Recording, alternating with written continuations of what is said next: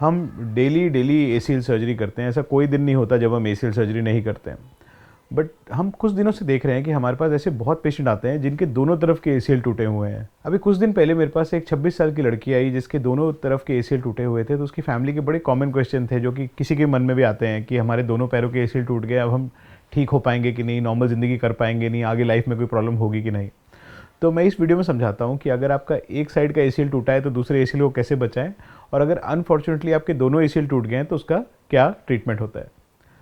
दोस्तों, एसीएल एक लिगामेंट होती है जो हमारे घुटने के अंदर की जो हड्डियाँ होती हैं, माने घुटने के ऊपर जो हड्डी होती है फीमर और घुटने के नीचे जो हड्डी होती है टिबिया, इन दोनों को अच्छे से पकड़ के रखती है। बहुत सारे फैक्टर्स होते हैं जो कि एसीएल इंजरी के लिए हमें ज़्यादा प्रोन बनाते हैं। लड़कियों के अंदर एसीएल इंजरी बहुत जल्दी देखी जाती है क्योंकि एसीएल जो होती है लड़कियों की थोड़ी सी पतली होती है और लड़कियों के जो जॉइंट होते हैं ज़्यादा फ्लेक्सिबल होते हैं। सेकेंडली होता है कि अगर कोई कार एक्सीडेंट हो जाए या ऐसा एक्सीडेंट हो जाए जिसके अंदर हाई इम्पैक्ट ट्रॉमा हो जाए तो उसके अंदर भी दोनों तरफ के एसीएल टूटने का बहुत चांस रहता है। दोस्तों, एसीएल एक पैर का टूटे तो उसका ट्रीटमेंट एकदम सिंपल होता है। पहले जब चोट लगती है उसके पहले 2-3 हफ्ते तक एक फेज़ होता है जिसको हम प्री हैबिलिटेटिव फेज़ बोलते हैं। उसके अंदर हम पेशेंट को फिजियोथेरेपी एक्सरसाइजेस सिखाते हैं जिसके अंदर वो घुटने की स्ट्रेंथ को बरकरार रखें, घुटने की रेंज ऑफ मोशन यानी कि उसकी मूवमेंट को अच्छे से लेके आ पाएँ। एक बार उनके घुटने की स्ट्रेंथ ठीक ठाक हो जाती है और उसके साथ उनका रेंज ऑफ मोशन अच्छा हो जाता है तो हम उसके बाद उसका एक छोटा सा सर्जरी होता है जिसे आर्थ्रोस्कोपी कहते हैं। उसके अंदर हम आपके पैर के अंदर से एक एक्स्ट्रा लिगामेंट निकाल के आपको उसका एसीएल बना दिया जाता है। इस ऑपरेशन को 10 मिनट लगते हैं। करने के बाद अगले दिन पेशेंट घर चल के जा सकता है और विद इन 2 to 3 मंथ्स एक बहुत ही नॉर्मल ज़िंदगी जीना स्टार्ट कर देता है। जब बात आती है दोनों एसीएल टूटने की, तो ये सिचुएशन इतनी कॉम्प्लेक्स नहीं है। ऑल्दो सुनने में लगता है कि हमारे दोनों पैर के एसीएल टूट गए, दोनों पैर की सर्जरी होगी। तो इसको हम जनरली 2 तरह से करते हैं। एक होता है सिक्वेंशियल एसीएल और एक होता है साइमल्टेनियस एसीएल। सिक्वेंशियल एसीएल का मतलब क्या होता है कि हमने पहले एक एसीएल किया, उसको पूरा रिलैक्स होने को दिया और दूसरा उसके कुछ दिन बाद किया, अराउंड 15-20 डेज़ के बाद किया। सेकंड होता है साइमल्टेनियस एसीएल। उसका मतलब ये होता है कि एक ही टाइम पे हमने दोनों पैर का एसीएल कर दिए। दोनों के फ़ायदे नुकसान हैं और मैं बताता हूँ मैं कैसे डिसाइड करता हूँ कि हम एक टाइम में एक करेंगे कि एक टाइम में 2 करेंगे। हमारा एकदम सिंपल क्राइटेरिया है। अगर आपको एसीएल में सक्सेसफुल होना है तो आपकी मसल स्ट्रेंथ अच्छी होनी चाहिए। अगर एक यंग इंसान है और जैसे वो 26 साल की लड़की मैंने बताया आपको, अगर कोई यंग है, अच्छी मसल पावर है, रेंज ऑफ मोशन अच्छा है, चलने में कोई दिक्कत नहीं हो रही, खाली लचक आती है घुटने के अंदर एसीएल की इंजरी की वजह से, हम एक ही टाइम पे दोनों कर देते हैं। बट अगर किसी की एज सपोज 40 के ऊपर है, उसकी मसल पावर इतनी अच्छी नहीं है, जॉइंट के अंदर थोड़ी एग्जिस्टिंग ऑस्टियोआर्थराइटिस भी स्टार्ट हो गई है, तो इस कंडीशन के अंदर हम एक एक करके करते हैं। दोस्तों, इंपॉर्टेंट होता है कि जब भी हम कोई सर्जिकल डिसीजन ले तो हर चीज़ के प्रोज ऑन कॉन्स हम समझें। एसीएल सर्जरी अगर हम दोनों पैर की भी एक दिन में करते हैं तो भी कोई ऐसी दिक्कत नहीं होती क्योंकि ये बहुत मेजर सर्जरी नहीं है, कैमरा द्वारा ही की जाती है। जो रिस्क है वो ज़्यादा एस्केलेट नहीं होता है क्योंकि इस सर्जरी में वैसे भी कोई ब्लड लॉस वगैरह नहीं होता है। बिकॉज सर्जिकल टाइम बहुत कम होता है तो एनेस्थीसिया के रिस्क वगैरह भी ज़्यादा नहीं रहते हैं। हम डिसाइड करते हैं घुटने की कंडीशन और घुटने की पावर देख के। दोस्तों, जो मैं एसीएल सर्जरी करता हूँ उसके अंदर जो मैं टेक्निक यूज़ करता हूँ उसे हाइब्रिड एसीएल फिक्सेशन कहते हैं।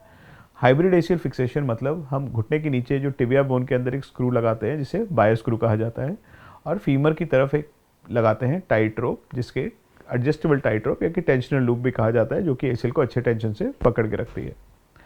अगर हम साइमल्टेनियस भी करते हैं तो भी हम एक्सपेक्ट करते हैं कि पेशेंट 2 से 3 दिन वॉकर पकड़ के चलेगा। 2 से 3 दिन के अंदर वॉकर छूट जाएगा। फिजियोथेरेपी अबाउट 2 to 3 मंथ्स रहेगी और उसके बाद इंसान नॉर्मल जैसे कोई इंसान रहता है वैसे जीना स्टार्ट कर देगा। एसीएल सर्जरी के बहुत मेजर साइड इफेक्ट्स नहीं देखने को मिलते हैं। एसीएल सर्जरी के अंदर बहुत रेयरली कभी कभार इन्फेक्शन होने का चांस होता है, पर वो भी जितनी हायर एज में और अनकंट्रोल्ड डायबिटिक्स में होता है, नॉर्मल लोगों में इन्फेक्शन होने का चांस बहुत कम होता है। जैसे मैंने आपको इस वीडियो की स्टार्टिंग में कहा, हम रोज़ एसीएल करते हैं और कभी कभी 2 या 3 साल में कभी कोई इन्फेक्शन से मैनेज करते हैं। तो दोस्तों, मैं आपको इस वीडियो के माध्यम से यही समझाना चाहता हूँ कि एसीएल सर्जरी की वजह से अपने घुटने को नष्ट मत करिए, अपनी ज़िंदगी को कॉम्प्रोमाइज़ मत करिए। अगर ग्रेड 1 ग्रेड 2 इंजरी है तो वैसे भी हमको सर्जरी की ज़रूरत नहीं, फिजियोथेरेपी करिए। पर अगर ग्रेड 3 इंजरी है, कंप्लीट टेयर है, तो ज़रूर एसीएल सर्जरी कराइए, और क्योंकि इसके सक्सेस रेट बहुत अच्छे हैं। लास्ट में हम बात करेंगे कि अगर एक साइड का एसीएल इंजरी हुआ है तो दूसरे साइड को कैसे बचाया जाए। दोस्तों, जब एक साइड का एसीएल टूटा मतलब कि आपका चांसेस है कि आपका दूसरा साइड भी टूट जाएगा, क्योंकि मे बी आपकी मस्कुलर स्ट्रेंथ जितनी होनी चाहिए उतनी नहीं है, मे बी आप जो एक्टिविटी कर रहे हो आपकी बॉडी के अंदर उतनी रेजिलियंस नहीं है उस एक्टिविटी को सहने की, और थर्ड मे बी आपके जॉइंट्स थोड़े हाइपर मोबाइल हैं, इसलिए आपकी एसीएल जल्दी टूट जाती है। तो अगर आपने एक पैर का एसीएल टूट गया है, एक पैर की आपने सर्जरी करवा ली है, तो दूसरे पैर का भी वैसे ही ध्यान दीजिए ताकि उसकी एसीएल ना टूट जाए। ध्यान देने से मतलब होता है सिर्फ दो चीज़ें। पहली चीज़ स्ट्रेंथनिंग स्ट्रेंथनिंग स्ट्रेंथनिंग। जितना हम पैर के आगे वाले मसल क्वाड्रिसेप्स को स्ट्रेंथन करेंगे और पैर के पीछे वाले मसल हैमस्ट्रिंग को स्ट्रेंथन करेंगे, उतना हमारा एसीएल टूटने का चांस कम रहेगा। और सेकेंड है ना कि अवॉइड करना एक्टिविटीज जिससे हमें पता है कि हमारा पिछला बार एसीएल टूटा था। हमारा इंडिया के अंदर सबसे कॉमन जो एसीएल टूटने का चांस होता है वो होता है बाइक से गिरने का। तो प्लीज़ बाइक केयरफुली चलाइए, रात के टाइम में ध्यान से चलाइए। बेसिकली अगर हम गिरेंगे नहीं तो हमारा एसीएल टूटेगा नहीं। सेकेंड होता है जब आप स्पोर्ट करते हैं और आप तो जो कॉन्फ्लिक्ट है स्पोर्ट के अंदर, जैसे कि जब आप एक घुटना दूसरे घुटने से अचता है, वो चीज़ें थोड़ी अवॉइड करिए, क्योंकि इफ़ यू आर प्रोन आपको फिर से इंजरी होने का चांस है। दोस्तों, जब हम एसीएल सर्जरी करते हैं तो हम एसीएल को इतना टाइट बनाते हैं, इतना मोटा बनाते हैं कि फिर से उसी पैर के अंदर एसीएल इंजरी होना बहुत मुश्किल है। उसके लिए आपको बहुत ज़ोर से चोट लगानी पड़ेगी। जैसे मैंने कहा, prevention is better than cure. हम कोशिश करेंगे कि अगर हमारा एक पैर का एसीएल हुआ है तो हम दूसरे पैर को वैसे स्ट्रेंथन करें और अवॉइड करें एक्टिविटीज जिसमें चोट लगने का चांस हो। मैं आशा करता हूँ इस वीडियो में आपको कुछ एसीएल के बारे में जानकारी हुई हो। अगर दोनों पैर के भी एसीएल आपके हो गए हैं तो भी चिंता नहीं करना है, ये भी ठीक हो जाएगा। एसीएल के बारे में बहुत सारी वीडियोज़ हैं हमारे चैनल में, तो प्लीज़ उनको देखिए और प्लीज़ कोशिश करिएगा चैनल को सब्सक्राइब करने का। नमस्ते।